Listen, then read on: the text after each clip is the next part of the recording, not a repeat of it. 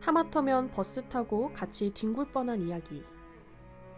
버스를 기다리는 중에 갑자기 생각나는 사람이 있어 그 집에 들렸다가 버스를 놓치고 말았다.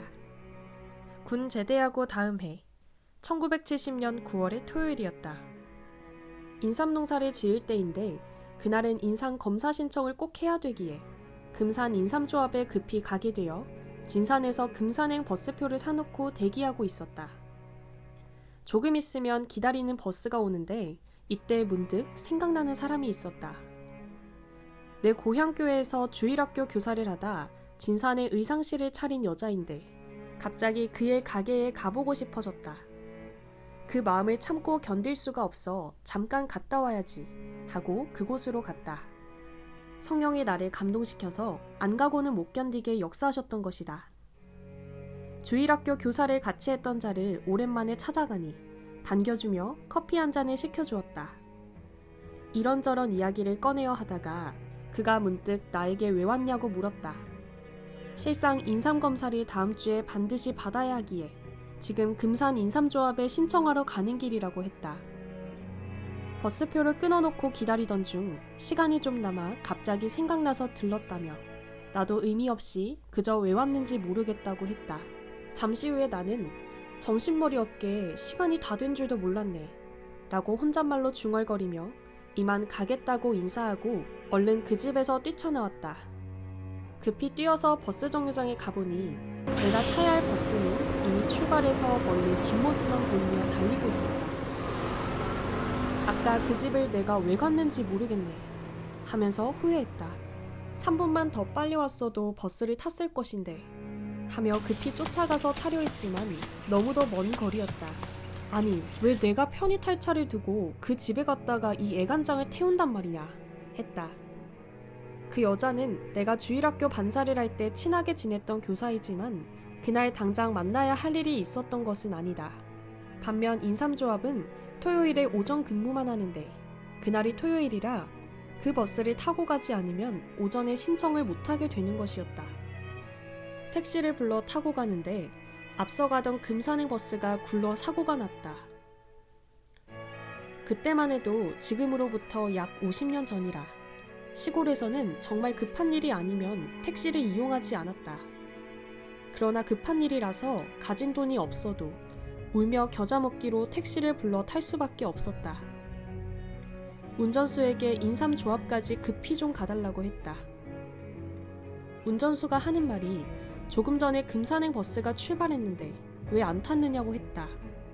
자초지종을 이야기했더니만 그럼 아까 떠난 그 버스까지만 달려가 세워주면 되겠군요 하며 마음 편하게 호의를 베풀어 주었다.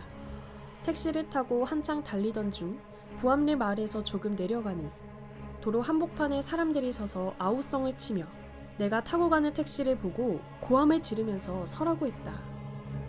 나는 당황하였고 운전수도 당황하여 무슨 일인가 하고 급정거를 했다. 아까 내가 타려고 표를 끊어놓았던 그 버스가 구른 것이다. 부암리 마을 아래였다. 버스가 달리다 앞바퀴가 빠져 그만이야 눈도랑으로 굴러버린 것이다. 버스에 꽉 차있던 사람들이 피투성이가 된 사람들을 버스에서 메고 나와 지나가는 차마다 급정거를 시켜 병원으로 실어보내고 있었다. 내가 타고 가던 택시도 빵빵거리며 달리는 응급차로 변해버렸다. 방향은 역시 금산이었다.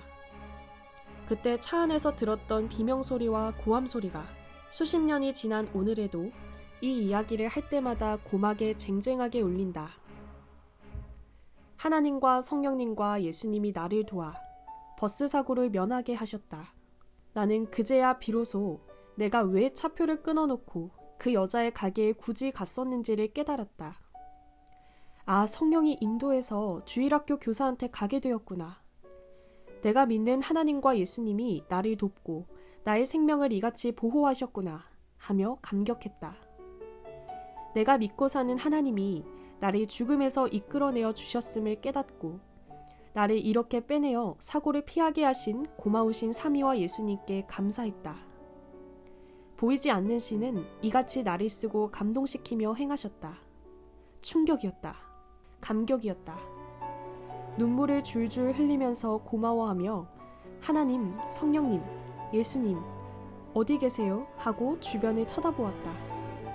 그때 하나님, 성령님, 예수님이 내가 왜 그 집으로 끌고 갔는지 깨달았지 하고 말씀하심이 마음에 들렸다. 나는 이 같은 일을 겪고 너무 놀랐다. 그날 버스에 탄 사람들은 가을이라 고추장, 된장을 장에 가져가서 팔려고 엄청나게 싣고 가다가 그것들이 다 깨져서 고추장과 된장 범벅이 되었다. 버스 안이 고추장, 된장 냄새로 가득했다. 버스가 뒹굴 때 다쳐서 피범벅이 되었는데 거기에다 고추장, 된장까지 범벅이 된 것이다. 내가 그 버스에 탔더라면 안 죽었어도 그런 고통을 같이 받았을 것이다. 하나님은 나를 죽음에서도 빼내주시고 이런 괴로운 고통에서도 빼내주신 것이었다. 하나님은 사랑하는 자를 늘 사랑해 주신다는 것을 깨닫게 하셨다. 이런 일을 당하고 나서 그날 진산에서 만났던 여자 교사에게 그 이야기를 했더니 버스가 뒹굴었다는 소리를 자기도 들었다고 하면서 그 버스에 나도 같이 타고 뒹굴어 다친 줄 알고 깜짝 놀랐다고 했다. 그러면서 그날 자기 가게에 온 것은 하나님이 인도하신 것이라며 이를 깨닫고 감격했다.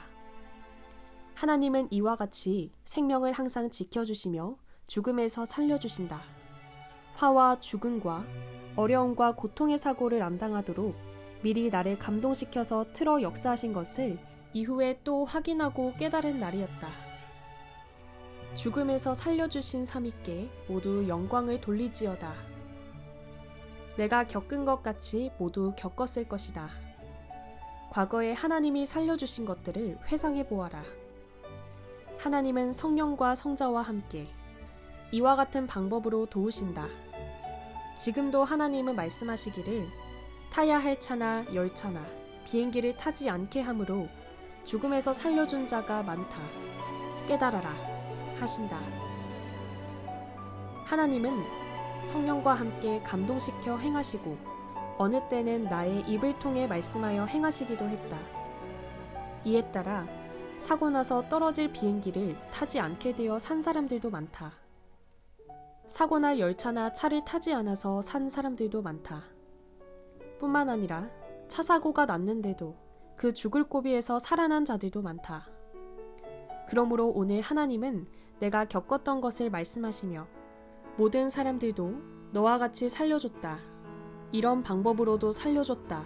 하시며 이 글을 쓰게 하셨다.